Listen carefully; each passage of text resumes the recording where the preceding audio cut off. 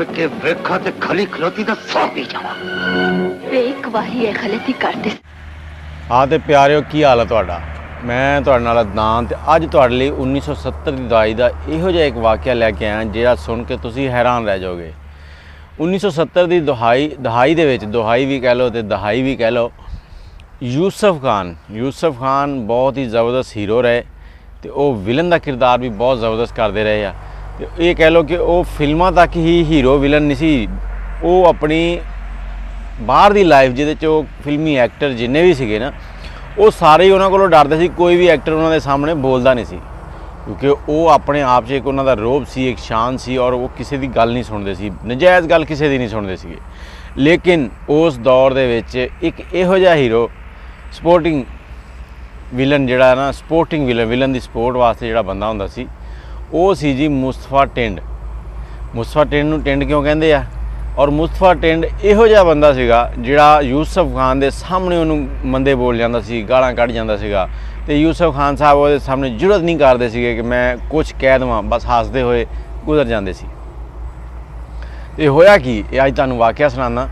एक प्रोड्यूसर ने लिखिया, वो कहंदे जी 1970 का ये दहाई सी, उस दरम्यान दे विच ना एक दिन यूसुफ साहब अपने कमरे 'च बैठे आ तो मुस्तफा टिंड जिहड़ा ना उन्हें एक वैस्पा रखिया सीगा। उस दौर 'च वैस्पे की बड़ी मांग सी तो वैस्पे नूं बहुत अच्छा समझिया जांदा सी।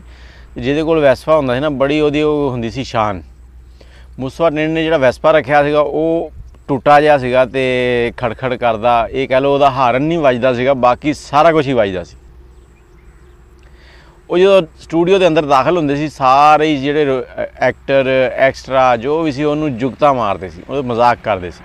शरीफ कर दी इज्जत शरीफ करा दी इज्जतां दी डोलियां मापे तोड़दे ने। ओ शादी दे दफ्तरां च किराए दे खानवल नहीं लभदियां।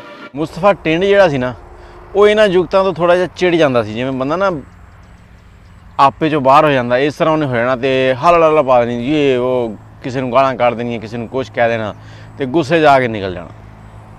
होया कि मुस्तफा टिंड स्टूडियो के अंदर दाखिल होए वैस्पे च। यूसुफ खान साहब अपने कमरे 'च बैठे आ तो उन्होंने अपने बंदे एक नूं कहा भी जो मुस्तफा टिंड आवे ना तो यदा वैस्पा चुक के साइड ते कर दे, अज ये रील खिंचनी है। सामने मेरे को मार खानी है।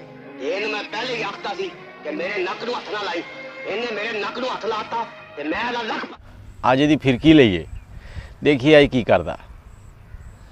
हुण जदों मुस्तफा टिंड अंदर दाखिल होया, मुस्तफा टिंड ने वैस्पा खड़ा किया अपना ते जिधर काम सी उस कमरे वाल टुर गए। जो उत्थों वापसी आए तो वेखदे आ कि वैस्पा है नहीं। हुण वैस्पा है नहीं, वो मुस्तफा टिंड दा जिहो जिहा सीगा ना भी जोश, फौरन गुस्से च आ जाना, तैश च आ जाना। तो वो तैश च आए तो आंदे ही कहंदे जी वो चिट्टी चमड़ी वालिया तू मैनू तंग ना करा करनी तो तेरे तीला वखेर देंगा। मतलब जो उन्होंने दिल च आया उन्होंने उन्होंने मंदे बोले, वाह देर लगे रहे।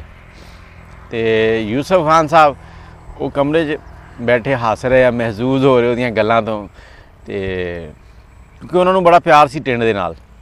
ते टिंड जिहदा नाम रखिया सी ना उस दौर 'च टिंड की एक फिल्म ऐसी चली कि उस तो बाद उन्होंने पक्की टिंड कराती। हफ्ते 2 बारी उस तरह चलाते सी टिंड ते 2 बारी उस तरह चला के रड़ी टिंड रखते थे ताकि देखने वाले जिहड़े ना महसूस हो सकन। तो उन्होंने टिंड पक्की कराती, इसलिए उन्होंने नाम ही मुस्तफा टिंड पै गया सी।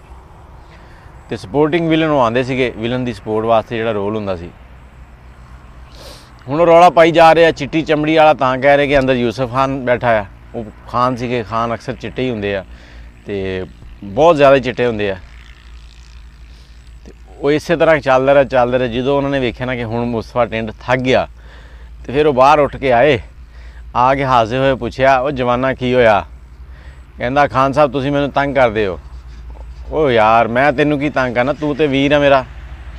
ओ निक्किओ लियाओ इन्हां दा वैस्पा कित्थे रखिया तुसीं, ना तंग करिया करो, इनू तंग ना करिया करो, नहीं तुहाडी खैर नहीं। वो इन्ने च मुस्तफा टिंड भी खुश हो गया कि उन्हें अपना वैस्पा लिया तो वो चले गए। हुण तुसीं दसो कि मुस्तफा टिंड किहो जिहा लगदा जी तुहानूं? ओहदियां फिल्मां तुसीं वेखियां होणीआं, बहुत शानदार फिल्मां 'च रोल करदे रहे, लेकिन आंदे तो एक्सट्रा ही रहे आ किसी भी रोल दे विच। किसी वालिद बन गए, किसी कुछ लेकिन बहुत ही ज़बरदस्त रोल करते रहे। तो हुण जे तुहानूं उन्हां दे रोल पसंद आते रहे हैं ना तो कमेंट 'च अपनी राय जरूर दिओ। मैनूं इजाज़त दिओ। अल्लाह हाफिज़।